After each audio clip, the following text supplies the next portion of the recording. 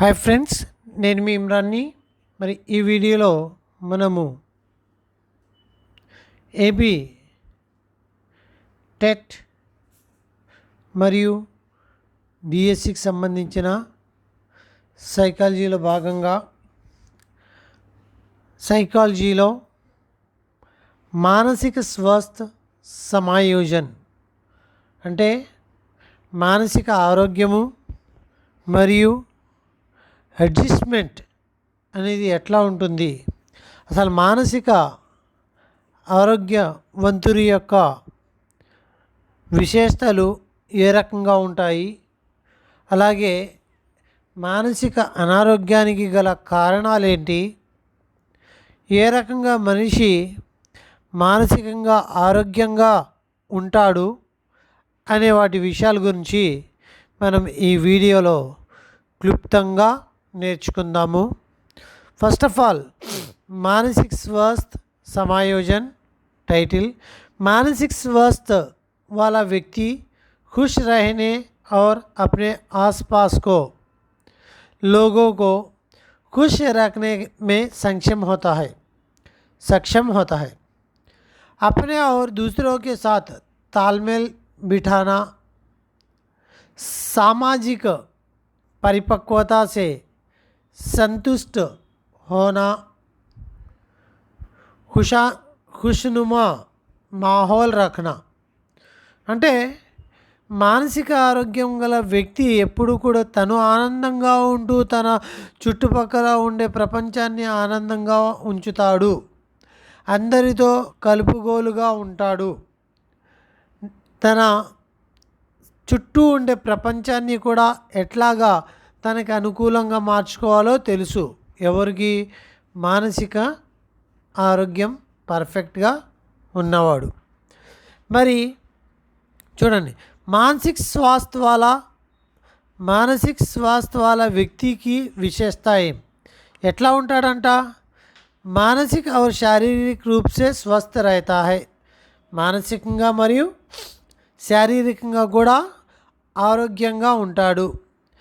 మానసిక क्षमताओं का विकास మానసికంగా ప్రతి డెవలప్మెంట్ని, ఎమోషన్స్ని చూడండి, భావనాత్మక రూపసే స్థిర హోనా ఎమోషన్స్ని కంట్రోల్లో ఉంచుకుంటాడు, ఎక్కడా కూడా ఇష్టం వచ్చినట్టు టెన్షన్ పడ్డు. సో కంట్రోల్డ్, ఎటువంటి సిచ్యువేషన్ అయినా సరే తన కంట్రోల్లో ఉంచుకునే విధంగా స్థిరంగా ఉంటాడు. సామాజిక సమాయోజన్ పరిపక్వ హోనా సమాజంతో అడ్జస్ట్మెంట్ కావచ్చు, అట్లానే తన వయసుకు తగ్గ బిహేవియర్ని ఖచ్చితంగా ప్రజెంట్ చేస్తాడు. ఆత్మవిశ్వాస్ సకారాత్మక దృష్టికోణ్ రఖనా ఆత్మవిశ్వాసం ఉంటుంది మరియు పాజిటివ్ యాటిట్యూడ్ అనేది ఉంటుంది. సోచ్ और निर्णय लेने में परिपक्वता प्रदर्शित करना ఆలోచన కావచ్చు, నిర్ణయాలు తీసుకోవడంలో కావచ్చు ఒక మెచ్యూరిటీని చూపిస్తాడు. జీవన్కే ప్రతి సహీ దృష్టికోణ్ రఖనా జీవితం అంటే ఒక చక్కటి యాటిట్యూడ్ని కలిగి ఉంటాడు. అప్నీ కమియో और क्षमताओं को जानने का व्यवहार करना తన యొక్క టాలెంట్స్ ఏంటి, తన యొక్క మైనసెస్ ఏంటి, తనలో ఉండే మైనసెస్ని కూడా రెక్టిఫై చేస్తాడు. తనావ్ సే ఠీక్ సే నిబటేగా టెన్షన్ వచ్చినప్పుడు కరెక్ట్గా పర్ఫెక్ట్గా ఆ టెన్షన్ని డీల్ చేస్తాడు. సభీకో మానసిక స్వాస్థ్య సంబంధీ बहुत सारी समस्याएं होती हैं, सुनिश्चित करे कि वे सीमा पार ना करे అంటే ప్రతి ఒక్కరికి మానసిక సమస్యలు అనేవి ఉంటాయి, కాదంటలేదు. కానీ వాళ్ళ యొక్క ఆలోచన విధానము ఏ రకంగా ఉండాలి, మరి ఆ ఆలోచన విధానంలో ఆ యొక్క వచ్చిన సమస్యల్ని జటిలపూర్వకంగా కాకుండా సుకుమారంగా డీల్ చేయాలి. ఐ రిపీట్, మానసిక స్వాస్థ్యగా ఉన్న వ్యక్తి తను ఆరోగ్యంగా ఉంటూ తను ఆనందంగా ఉంటూ ప్రపంచాన్ని కూడా చాలా చక్కగా హ్యాండిల్ చేస్తాడు, తన చుట్టూ ఉన్న వాతావరణాన్ని. శారీరకంగా ఆరోగ్యంగా ఉంటాడు, మంచి మానసిక క్షమతని కలిగి ఉంటాడు, ఎమోషన్స్ని కంట్రోల్లో ఉంచుతాడు, సొసైటీతో అడ్జస్ట్ అవుతాడు, ఆత్మవిశ్వాసం కలిగి ఉంటాడు, పాజిటివ్ యాటిట్యూడ్ ఉంటుంది, ఆలోచన నిర్ణయాలు చాలా చక్కగా మెచ్యూరిటీగా ప్రదర్శిస్తాడు, జీవితం అంటే ఏంటో తెలిసిన యాటిట్యూడ్ ఉంటుంది, తన యొక్క మైనసెస్ని తను తెలుసుకుని ఆ మైనసెస్ యొక్క వ్యవహారాన్ని సరిదిద్దుకుంటాడు, టెన్షన్ సమయంలో చక్కగా డీల్ చేస్తాడు విషయాన్ని. ప్రతి ఒక్కరూ కూడా ఇట్లానే ఉండాలి ఫ్రెండ్స్. మన సమస్యలు అనేవి ఉంటాయి, అవి పక్కన పెట్టాలి, దాన్ని మనం మన కంట్రోల్లోకి తీసుకోవాలి. మన మెదడు మన హార్ట్ పర్ఫెక్ట్గా పనిచేస్తే ఎటువంటి సమస్య అయినా సరే మన కంట్రోల్లోకే వస్తుంది. మానసిక బీమారీగా కారణం పడిన వాళ్ళ స్థితియ మానసికంగా అనారోగ్యం కలిగించే సిచ్యువేషన్స్ ఏంటో ఇక్కడ మాట్లాడుకుందాం. వంశాनुगत मानसिक बीमारी, पड़ोस या पर्यावरण, शारीरिक अक्षमता, मानसिक विकार, घर का खराब माहौल, माता पिता का तलाक, समझ की कमी, श्रेष्ठता की भावना, बुरी आदतें, ఆర్థిక ముష్కిలే, ఇవన్నీ కూడా మానసిక అనారోగ్యానికి గల ముఖ్యమైన కారణాలు. ఇక్కడ మానసిక వ్యక్తి యొక్క లక్షణాలు ఏంటి అని చెప్పి అడగచ్చు, మానసిక వ్యక్తి యొక్క లక్షణం కానిది అని చెప్పి అడగచ్చు, అట్లానే మానసిక అస్వస్థ వ్యక్తికి లక్షణం క్యా హై అని చెప్పి అడగచ్చు. సో వంశానుక్రమం అంటే డిఎన్ఏ ద్వారాగా వచ్చేది. తర్వాత నెక్స్ట్ అడోస్ పడోస్, చుట్టుపక్కల ఉన్నవారితో వల్ల, అలాగే శారీరక అక్షమత, శారీరకంగా ఏమైనా లోపాలు ఉంటే అది మానసికంగా కూడా ప్రభావం చూపుతుంది, అదే మానసిక వికారం అంటున్నాం. మానసికంగా నెగిటివ్ ఆలోచనలు, ఘర్కా ఖరాబ్ మాహోల్, ఇంటి యొక్క సిచ్యువేషన్ బాగోకపోవడం, మాతాపితాక తలాక్, తల్లిదండ్రుల యొక్క విడాకులు, సమజ్కి కమి, అంత ఆలోచన విధానం లేకపోవడం, శ్రేష్టతకి భావన, బాగా బలిసినలాగా ప్రవర్తించడం, అంటే ఎక్కువ ఉన్నవాళ్ళలాగా ప్రవర్తించి ఆర్థిక అసమానతలు ఆలోచించకుండా ముందుకెళ్ళిపోవడం, బ్యాడ్ హ్యాబిట్స్, ఆర్థిక ముష్కిలే, ఆర్థికపరమైన కష్టాలు, విద్యాలయమే ఉచిత వాతావరణంగా అభావ్, విద్యాలయాల్లో ఇంకా స్కూల్స్కి వస్తే మంచి వాతావరణం లేకపోవడం, అస్వస్థ ప్రతియోగిత, అనారోగ్యకరమైన పోటీలు, అంటే సరైన వాతావరణంలో పిల్లలకి మోటివేట్ చేయకపోవడం, ఉచిత శిక్షణ విధి యొక్క అభావ్, మంచి శిక్షణ విధుల్ని వాడకపోవడం, గృహకార్యకి అధిక కార్య, హోంవర్క్ ఎక్కువగా ఇచ్చేయడం, శిక్షకోకే బీచ్ సామంజస్యకి కమి, టీచర్స్లో యూనిటీ లేకపోవడం, ప్రధానాధ్యాపక శిక్షక్ కే బీచ్ ఉచిత సమజ్కి కమి, హెచ్ఎంస్ మరియు టీచర్స్ మధ్యలో సరైన ప్రాపర్ కనెక్టివిటీ లేకపోవడం, శిక్షక్ ఛాత్ర అనుపాతం, టీచర్స్ మరియు స్టూడెంట్స్ యొక్క నిష్పాతం, అంటే ఎక్కువ మంది స్టూడెంట్స్ ఉండిపోయి తక్కువ మంది టీచర్స్ ఉండే విధానాల్లో కూడా ఇటువంటి పరిస్థితులు వస్తాయి. సముదాయమే సొసైటీలో అనుకూల పరిస్థితి యొక్క అభావం, మనకు అనుకూల పరిస్థితులు ప్రతికూల పరిస్థితులు రావడం, ఖరాబ్ స్వాస్థ్య, చెడు ఆరోగ్యము, శ్రేష్టతకి భావన, రాజనీతిక స్థితి, రాజకీయ స్థితిగతులు, ఇవన్నీ కూడా మన యొక్క మానసిక అనారోగ్యానికి గల కారణాలు. పైన మానసికంగా ఆరోగ్యానికి గల కారణాలు అయితే ఇవి మానసిక అనారోగ్యం. మానసిక స్వాస్థ్యకి స్థితి రకనే వాళ్ళే కారక. మానసిక ఆరోగ్యం ఉండడానికి మరి ఏ రకమైన పనులు చేయాలి అంటే సహీ వాతావరణం బనానా, మనకు అనుకూలంగా వాతావరణాన్ని మలుచుకోవడం, కోయి ఆర్థిక యా సామాజిక మతభేద నహి.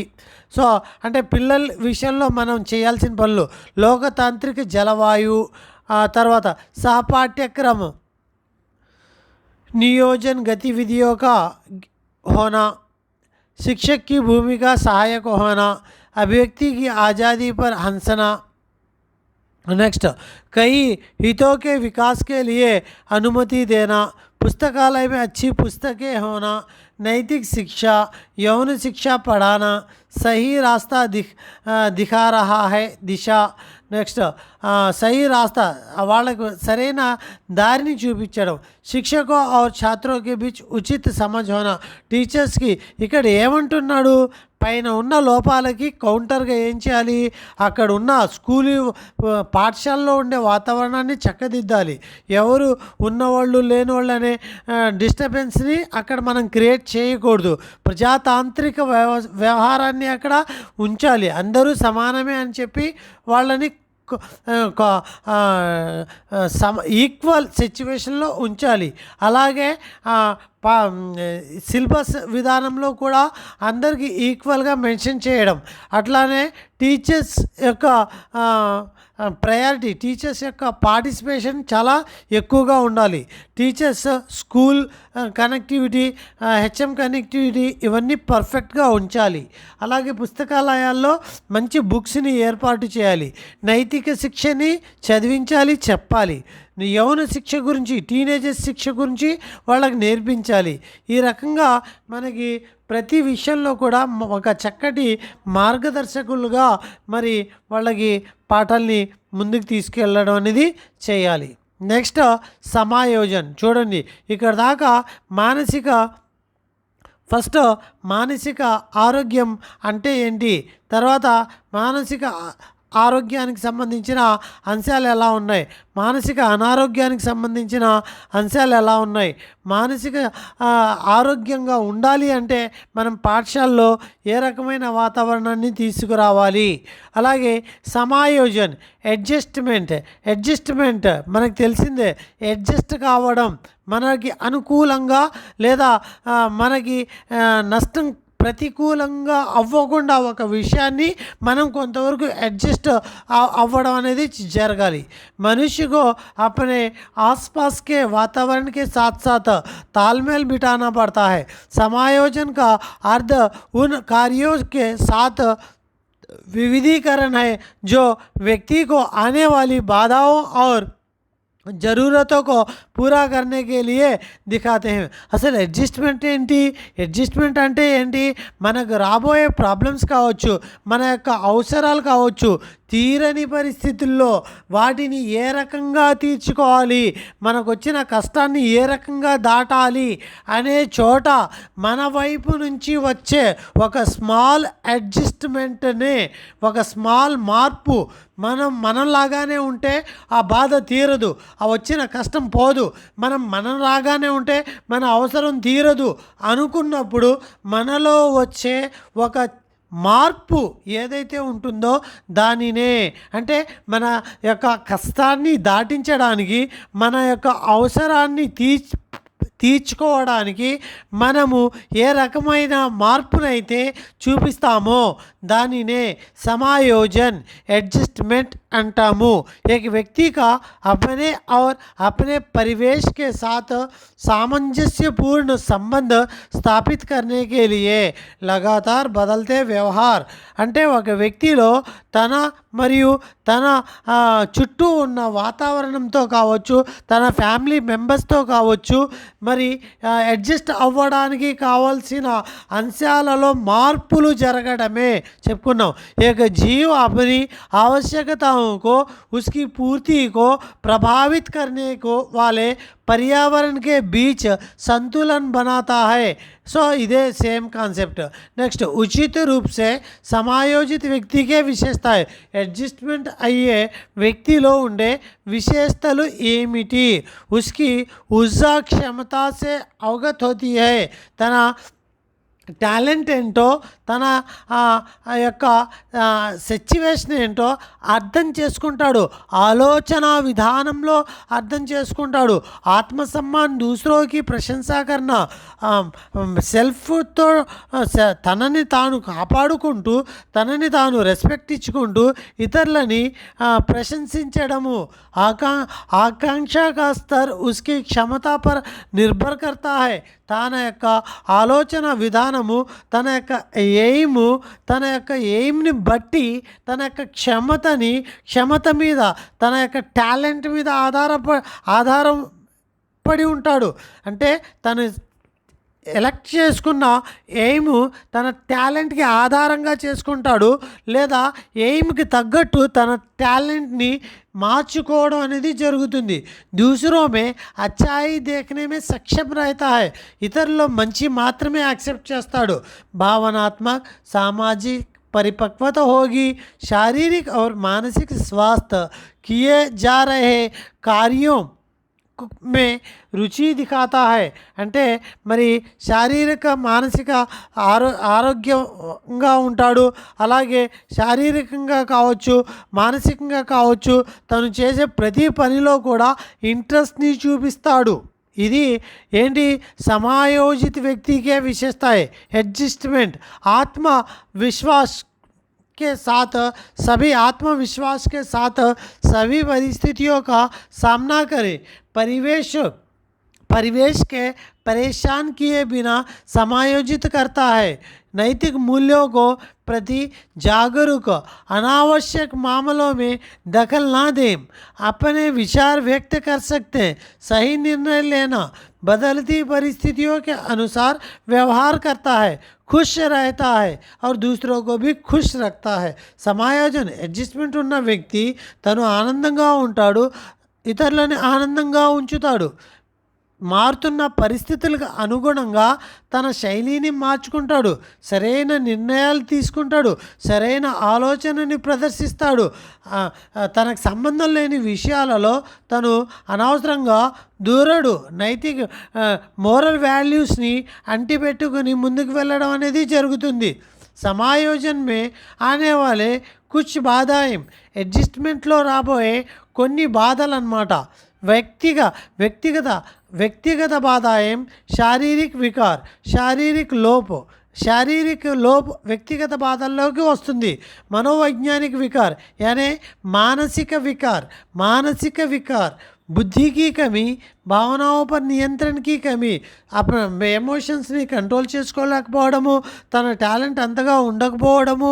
అలాగే శారీరక వికారం ఏంటి, సో ఇక్కడ బిట్స్ ఎలా పడతాయి అనేది లక్షణాలు కానిది లేకపోతే లక్షణం ఏంటి అనే దాని గురించి, సమాయోజనకు సంబంధించిన లక్షణాలు ఏంటి, మానసిక ఆరోగ్యకరమైన వ్యక్తికి సంబంధించిన లక్షణాలు ఏంటి, మానసిక అనారోగ్య కారకాలు ఏంటి, అట్లానే సమాయోజనకి బాధాయం అడ్జస్ట్మెంట్లో వచ్చే బాధలు ఏ రకంగా ఉంటాయి, వ్యక్తిగత బాధాయి ఏంటి, పర్యావరణీయ బాధాయం భౌతిక ఆటంకం యానీ ఫిజికల్ ఏరియా అంటే వాళ్ళు ఉండే పరిస్థితులు, వాళ్ళు ఎక్కడ నివసిస్తున్నారు, లైక్ కొండ ప్రాంతాల్లో, నదుల ప్రాంతాల్లో, ఎడారి ప్రాంతాల్లో ఉండే ప్రాబ్లమ్స్ అన్నిటినీ కూడా భౌతిక ఆటంకాలు అంటారు. సామాజిక ఆటంకాలు, सीमा शुक्ल, सामाजिक अंतराल, जातियों की శృంఖలత, వారు నివసించే సొసైటీకి సంబంధించిన ఒక ఎగ్జాంపుల్ తీసుకున్నాడు అనుకో, సొసైటీకి సంబంధించిన ఒక బాధని, ఒక ప్రాబ్లమ్ని క్రియేట్ చేస్తూ ఇది ఏ ఆటంకంలోకి వస్తుంది అని అడిగితే సామాజిక ఆటంకంలోకి వస్తుంది. అట్లాగే దేశం యొక్క భౌతిక వనరుల మీద ఒక వ్యక్తి కొండ ప్రాంతాల్లో లేదా అడవి ప్రాంతాల్లో నివసిస్తున్నాడు, తను ఏ రకమైన బాధల్ని, పర్యావరణ బాధల్ని ఫేస్ చేస్తున్నాడు అంటే భౌతిక పరమైన ఆటంకాలు అని చెప్పాలి.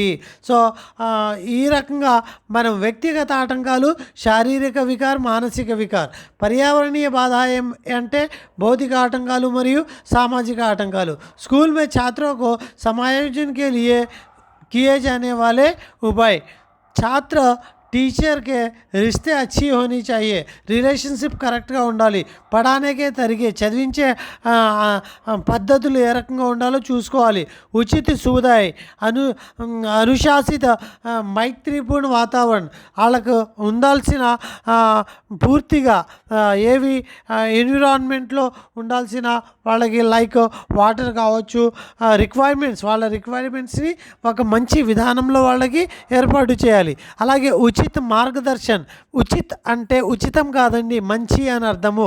మంచి మార్గదర్శనం, మంచి ప్రేరణ, ఒక మంచి సరైన మార్గంలోకి తీసుకురావడం. బినా తనావుకే దేఖనా, టెన్షన్ లేకుండా మనం వాళ్ళని టెన్షన్ పడకుండా కంట్రోల్ చేయాలి.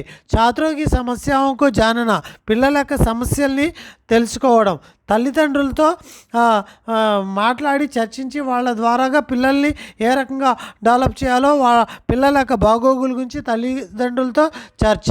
సో ఇది ఇప్పటివరకు మనం నేర్చుకున్నది ఏంటి అంటే అడ్జస్ట్మెంట్ అంటే ఏంటి, అడ్జస్ట్మెంట్కి వచ్చే అడ్జస్ట్మెంట్ ఏ రకంగా అడ్జస్ట్మెంట్ అవ్వడానికి వచ్చే ప్రతికూల కారకాలు ఏంటి, అట్లానే అడ్జస్ట్మెంట్ వ్యక్తి యొక్క కారకాలు ఏ రకంగా ఉంటాయి అనేది ఇక్కడ ఈ టాపిక్లో మనం నేర్చుకున్నాము. అంతకుముందు మానసిక స్వాస్థ్య గురించి నేర్చుకున్నాము. ఇప్పుడు సంఘర్షణ అండి, కన్ఫ్లిక్ట్. సో ఇది మానసిక ఆరోగ్యంలో వన్ ఆఫ్ ద పార్ట్ అన్నమాట. అంటే ఇవన్నీ కూడా కన్ఫ్లిక్ట్స్ కావచ్చు, కుంటను కావచ్చు, టెన్షన్ కావచ్చు, ఇవన్నీ కూడా మానసిక ఆరోగ్యంలో భాగాలే. సో ఇక్కడ కన్ఫ్లిక్ట్స్ అనేది ఎలా ఉంటుందో చూడండి. కన్ఫ్లిక్ట్స్ ఎలాగా మనము అంటే ఇదేంటి సంఘర్ష దో విరోధి ऐच्छिक के बीच तनाव के कारण होने वाली दर्दनाक భావనాత్మక స్థితి. సంఘర్ష్ అంటే మనం టెన్షన్ అన్నమాట. రెండు విరోధకరమైన లేదా ఐచ్ఛిక విషయాలు, రెండు అంటే ఇక్కడ రెండు విషయాలు, రెండు మనకు నచ్చిన విషయాల పట్ల ఒకదాన్నే ఎంచుకోవాల్సిన సిచ్యువేషన్ ఏర్పడుతుంది, లేదా మనకి నచ్చని రెండు విషయాల పట్ల ఏదో ఒకదాన్ని కంపల్సరీగా తీసుకోవాల్సిన సిచ్యువేషన్ ఉంటుంది. అటువంటి సిచ్యువేషన్ని కన్ఫ్లిక్ట్స్ లేదా సంఘర్ష్ అని చెప్తున్నాము. ఆ సంఘర్ష ఏ రకంగా ఉంటుందో ఇక్కడ చూద్దాము. కట్ లెనిన్ కే అనుసార్ ఈ సంఘర్ష్ అనే దానిని మళ్ళీ కంపల్సరీ బిట్టండి దీని మీద.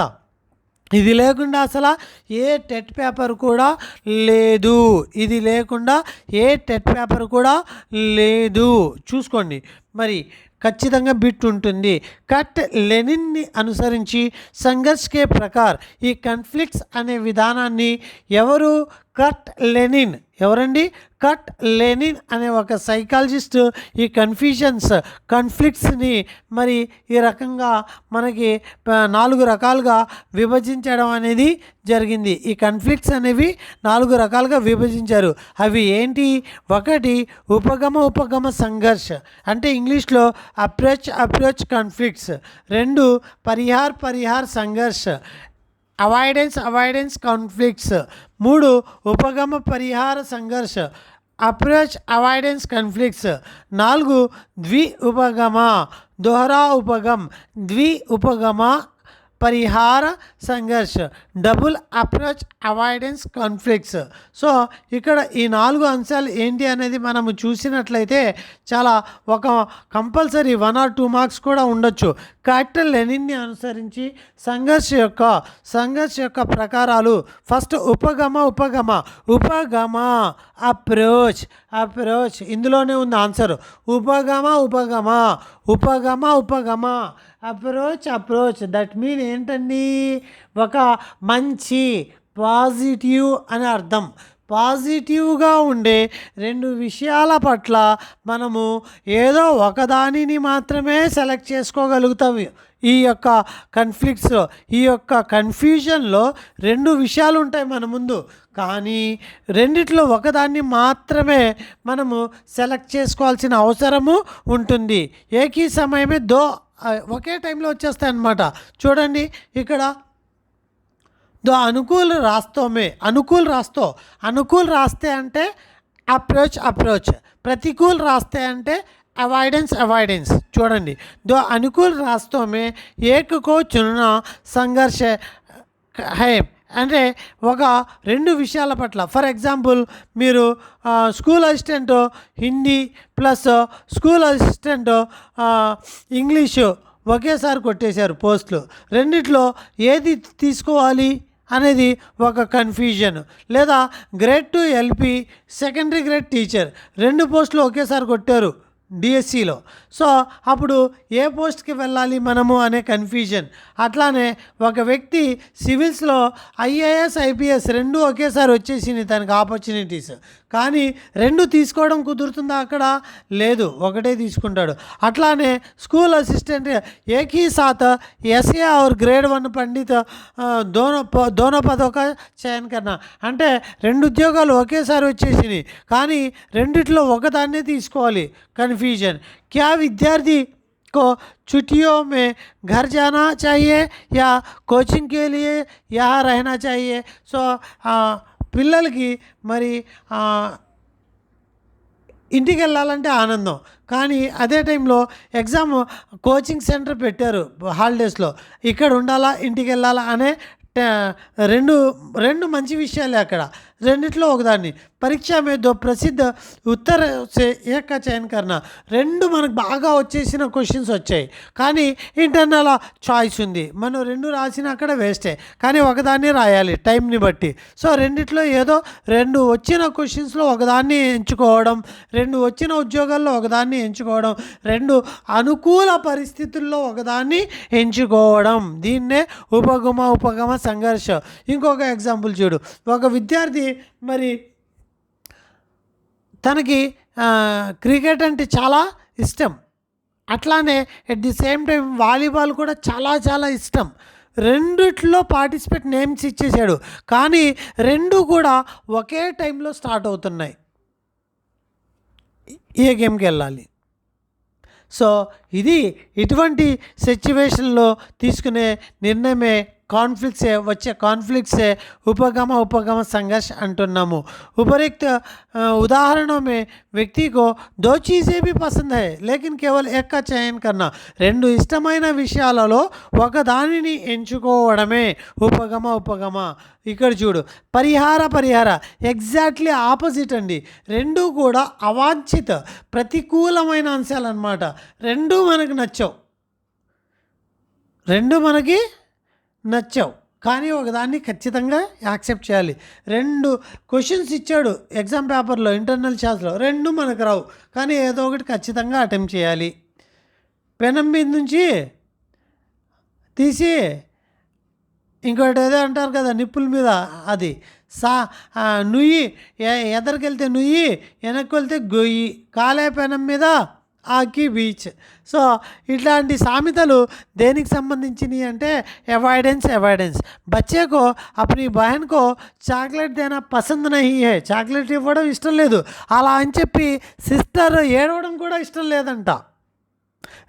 చాక్లెట్ ఇవ్వడము ఇష్టం లేదు, చెల్లెల్ని ఏడిపించడము ఇష్టం లేదు. రెండిట్లో ఏదో ఒకదానికి ఆడు ఫిక్స్ అవ్వాలి. एक छात्र को पढ़ना पसंद नहीं और असफल होना भी पसंद नहीं. చదవడం అంటే ఇష్టం లేదు, అలా అని చెప్పి ఫెయిల్ అవ్వడం కూడా ఇష్టం లేదు. దో ఉత్తరం से एक में चुनना, दोनों उत्तर नहीं जानता. సో రెండు క్వశ్చన్స్, రాని క్వశ్చన్స్లో ఒకదాన్ని ఎంచుకోవాలి, కానీ రెండిటి యొక్క ఆన్సర్స్ కూడా అడిగి తెలియని పరిస్థితి. మరి ఇది అర్థమైంది అనుకుంటున్నాను. కాన్ఫ్లిక్ట్స్ అంటే కన్ఫ్యూజన్. ఈ కన్ఫ్యూజన్ రెండు మనకి ఇష్టమైన పనుల్లో ఒకదాన్ని చేయడం అంటే అప్రోచ్, మనకి ఇష్టం లేని వాటిలో రెండిట్లో ఏదో ఒకటి కంపల్సరీ చేయాల్సిన అవసరం ఉంటుంది అంటే అవాయిడెన్స్. మరి ఉపగమ పరిహారం అంటే ఏంటి? ఒకే విషయంలో ఒకటి మంచి ఉంటుంది, దాంతోపాటు ఒక చెడు కూడా ఉంటుంది.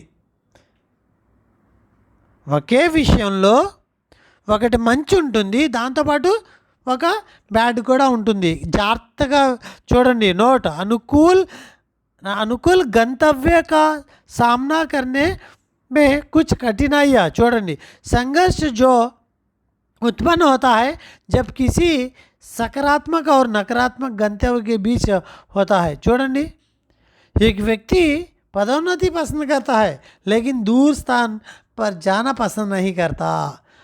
ప్రమోషన్ అంటే ఇష్టమేనంట, కానీ దూరంగా వెళ్ళడం ఇష్టం లేదు. बच्चों को बतख को पसंद करता लेकिन डरता है कि बतख पकड़ने पर उसे काट लिया जाएगा. ఒక పిల్లవాడికి బాత్ అంటే చాలా ఇష్టం, గబా వెళ్తాడు, పట్టుకోవాలా వద్దా భయం. ఎందుకు? బాత్ అంటే ఇష్టమే, కానీ పట్టుకున్న దగ్గర నుంచి అది ఎక్కడ కరిసేద్దాం అని చెప్పి భయం. बच्चे को पेड़ पर चढ़ना फल काटना पसंद है, लेकिन पेड़ पर चढ़ने पर डर लगता है कि కిందకి ఎక్కడ పడిపోతానని చెప్పి భయం అన్నమాట. చెట్టు ఎక్కడము పళ్ళు కోయడం ఇష్టమే, కానీ ఎక్కిన తర్వాత పడతాననే భయం. సో ఒక విషయము నకారాత్మక భయంతో కూడిన విషయం ఉంది, ఇంకొక విషయము ఇష్టమైన విషయం. అంటే ఇక్కడ ఈ యొక్క అప్రోచ్ ఉపహార్ పరిహార ఉపగమ్ పరిహార అప్రోచ్ అవాయిడెన్స్ టైటిల్ చూసుకో. అప్రోచ్ అవాయిడెన్స్లో ఇక్కడ ఒక విషయంలోనే రెండు ఉంటాయి, మంచి ఉంటుంది చెడు ఉంటుంది. మరి అర్థమైంది అనుకుంటున్నాను. ఒకే విషయంలో మంచి చెడు రెండు ఉంటాయి. ఒక వ్యక్తికి ప్రమోషన్ అంటే ఇష్టం, కానీ దూరం వెళ్ళడం ఇష్టం లేదు. పిల్లవాడికి బాత్ అంటే ఇష్టం, కానీ కరుస్తుందేమోనన్న భయం. చెట్టు ఎక్కడం అంటే ఇష్టం, కానీ పడతాడేమోనన్న భయం. ఒక సకారాత్మక ఒక నకారాత్మక ఉంటేనే, చాలా జాగ్రత్తగా వినండి, ఒక సకారాత్మక ఒక నకారాత్మక భావన ఉంటేనే అది అప్రోచ్ అవాయిడెన్స్.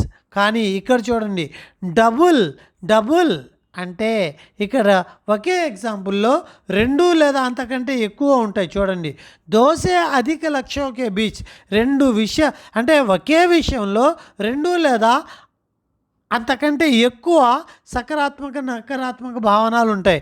दूर के स्थान पर उच्च वेतन से के साथ एक अच्छी नौकरी या किसी नज़दीकी स्थान पर कम वेतन वाली अच्छी नौकरी ఉద్యోగం మంచిదే. ఒకటి దూరపు స్థానంలో మంచి ఉద్యోగంతో మంచి శాలరీతో కూడిన దూరపు స్థానం. ఇక్కడ మైనస్ ఏంటి? దూరపు స్థానము మంచి ఉద్యోగము ఓకే, కానీ ఇక్కడ అంశాలు చూడండి. దూరపు స్థానము నెగిటివ్ అంశం, మంచి ఉద్యోగము పాజిటివ్ అంశం. అదొక్క లైనే అడిగితే ఉపగమ పరిహార. కానీ దాంతోపాటు ఇక్కడ రెండో లైన్ కూడా యాడ్ చేశాడు. ఇంకొకటి అంటే అదంతా కూడా ఏది? దూర్కే స్థాన్ పర్ అచ్చా వేతన్ ఇదొక విషయంగా పెట్టేశాడు, తర్వాత ఇదొక విషయంగా చేశాడు. దగ్గర స్థానము తక్కువ జీతము అని చెప్పి ఒక ఏ కాలంలో పెట్టాడు. దూరపు స్థానము ఎక్కువ జీతము అని చెప్పి బి కాలంలో పెట్టాడు. ఇప్పుడు నువ్వు రెండిట్లో ఏదో ఒకటి మాత్రమే తీసుకోవాలి. పైన ఎగ్జాంపుల్ ఏంటి? ఉపగమ పరిహారలో చెట్టు ఎక్కితే కింద పడతాడేమోనన్న భయం. అయితే ఎక్కువ లేకపోతే మానే, ఏదో ఒకటే ఉంటుంది అక్కడ. అయితే ఒక సకారాత్మక ఒక నకారాత్మక ఉంటుంది. సకారాత్మక తీసుకుంటే ఖచ్చితంగా నకారాత్మక కూడా ఉంటుంది. ఇక్కడేంటి? రెండు విషయాలు ఉన్నాయి. రెండు విషయాల్లో కూడా సకారాత్మక తీసుకున్నప్పుడు నకారాత్మక కూడా తీసుకోవాలి. దగ్గర ప్లస్ సకారాత్మక అయితే తక్కువ జీతం నకారాత్మక, అలాగే దూరపు ప్లస్ నకారాత్మక అయితే ఎక్కువ శాలరీ సకారాత్మకం. అంటే ఏదో ఒక విషయాన్ని తీసుకున్నప్పుడు, అంటే పైన చెప్పుకున్న దాంట్లో ఒక విషయంలోనే సకారాత్మక నకారాత్మక అనే రెండు భావాలు ఉంటాయి. ఇక్కడేంటి? రెండు విడివిడి విషయాలు ఒక దాంట్లో ఒకటి తీసుకుంటే ఆటోమేటిక్గా రెండోది వచ్చేస్తుంది. అది ఇక్కడ. సో సకారాత్మక తత్వ అధిక వేతన నికట స్థాన, నకారాత్మక తత్వ కమ్ వేతన దూరి స్థాన్. సో ఇది మరి మానసిక ఆరోగ్యంలో ఇంతవరకు ఒక టాపిక్.